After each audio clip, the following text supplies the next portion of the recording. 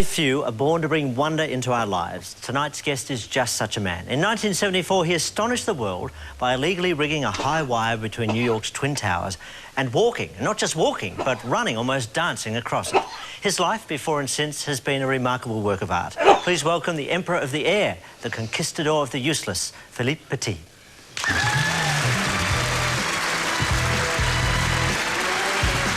Welcome, sir.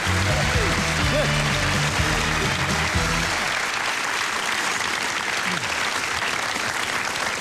That was a very nice introduction. It came short, from the heart. albeit very nice, what you did. Thank you very much. It very much came from the heart. I love the way Werner Herzog, the film director, described you as the conquistador of the useless. Yes, as long as you put a noble capital U to the word useless, it's a very profound statement. Yes, small u, not so good.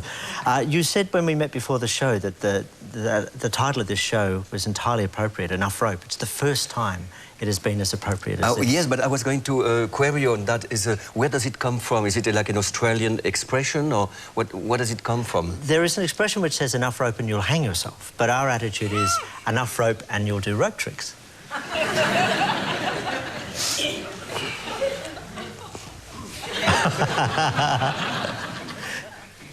Now, this knot is a very special knot because it's very visual, and the more you tighten it, the more it becomes invisible.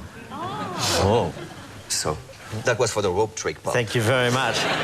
Thank you. This is not your first time to Australia. I want to show a bit of footage of when you came here in 1973 to Sydney and you became intimate with the Sydney Harbour Bridge.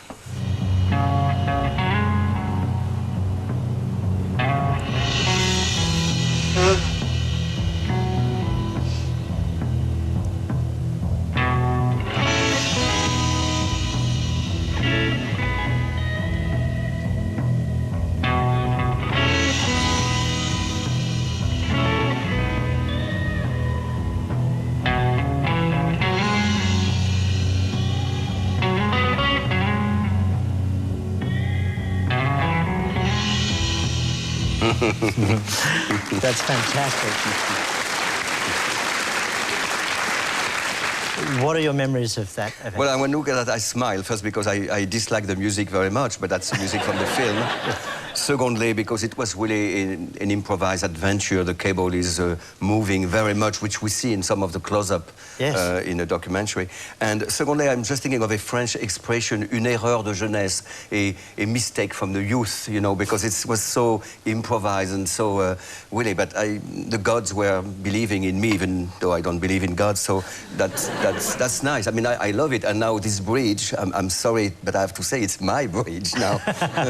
Well, you can claim ownership. You say it was like an improvisation almost, but that's not something you just improvised. No, it was completely improvised. I was doing a tour of Australia as a street juggler. I came back to Sydney 5 days before returning to France, and I asked a taxi driver, what is your most famous monument? And he said something I couldn't understand. He said, Sydney Harbour Bridge, like this, you know. So after he repeated it slowly 3 times, I realized Sydney Harbour Bridge, bring me there. And he bring me there, and I see, okay, now I have 5 days.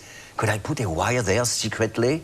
And I didn't speak English, I didn't have any money, I didn't know anybody, but somehow I managed to find friends and it did happen. So it's the most improvised of all my improvisations. It brought traffic to a standstill. Did Australians appreciate your art? No, they hated it. I mean, no, hold on. The Australian loved it, yes, but the authority hated it because here on a Monday morning, North and South Sydney couldn't communicate. Even the train stopped, right, to look up. Yep. And plus I was French, and the French at the time were really not welcome to Australia because we were doing some kind of bomb test in the Pacific, and the fish and the Australian were not too happy about that. The authorities' reaction was very interesting. We got a bit of footage. This is a trip down memory lane. Check also the age of the police cars.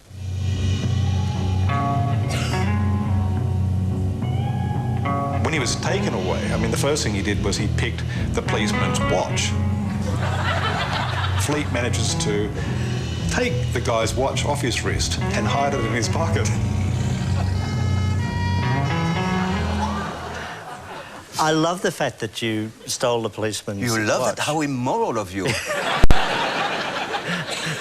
and I stand foursquare with all my countrymen when I state that. The pickpocketing thing started for you when you were very young. I'm interested in what sort of a boy you were. When you were about 10, what kind of a boy were you? Do you have an expression for bad boy? Yeah, bad boy. Bad boy, well, yes. No, bad in the sense that, you know, sit, eat, sleep. I couldn't take orders from, I don't know, from 4 years old on. I just was very unhappy with orders from my parents, from the teachers, from other kids. So I started very early to build my own world.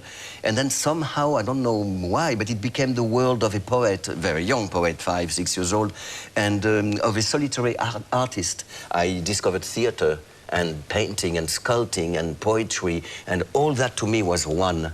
From 6 to 16, it was very natural that I became, for the first time in the history of wire walking, a wire walker who was not from the circus, who learned by himself, and who was some kind of a rebel poet.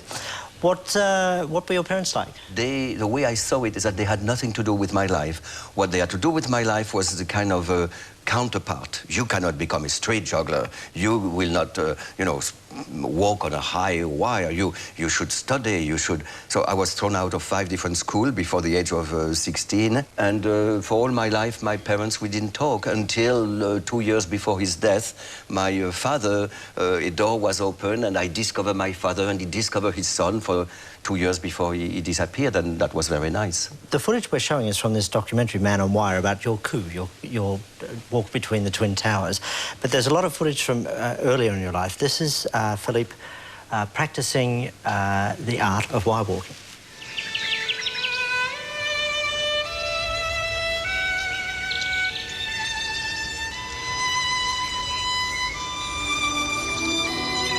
Pour lui, c'était le côté excitant de cette aventure. C'était d'abord, avant d'être un très beau spectacle, c'était une attaque de banque, et ça lui plaisait beaucoup.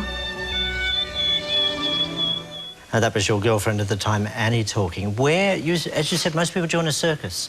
You learned alone. Where do you start to learn to wire walk?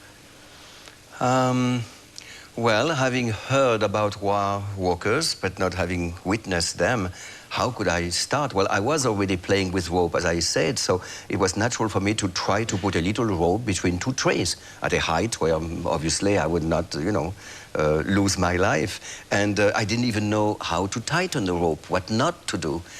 But I remember having heard that they have a long bar, those people who walk in the clouds. So I took a branch, you know, and so anyway, it was ridiculous the way I learned by myself. As you got better at it, you came up with this idea of these coups, these large public events. The first major one you did was between the towers of Notre Dame. What attracted you to that kind of public display? Well, actually, the first illegal walks were completely obscured. Nobody saw them, just a few friends in 2 or 3 years prior to Notre Dame. But Notre Dame was the first one that ended up in the front pages all over the world. I think the towers of Notre Dame called me, and I like to remember that throughout my life. The Twin Towers called me. I never look at a list of monuments and say, okay, where should I put my wire? So I was interested in intriguing, inspiring, profound, beautiful appearance in the sky. Thus, theater in the sky was the only thing I was interested in. The amount of preparation that goes into something like this is extraordinary. And this is Philippe with friends, because he needed a whole group of people to help him perform this coup, testing his abilities on the wire. Quelqu'un lui a parlé de l'élasticité de la structure et du fait que les tours pouvaient bouger sous l'effet des turbulences, sous l'effet du vent. Alors il y a eu un moment de grosse inquiétude. So I asked my friends to make the cable dance. And here is Mark the Australian, here's Jean-Louis, Annie.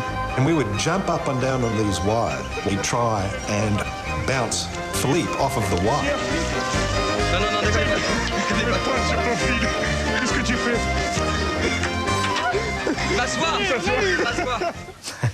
Now, people like to characterize you as a risk taker, but nothing could be further from the truth. Well, I am very glad. I don't have to coerce you into saying it. Certainly, I value life so much and I want to get to live to be very old. So I protect my life by doing what you saw a glimpse of, which is practicing. In that instance, the movement of the cable had to be experienced, and I was ready for the worst. And of course, the worst never happens, but that's a good way to live. What is the song of the cable?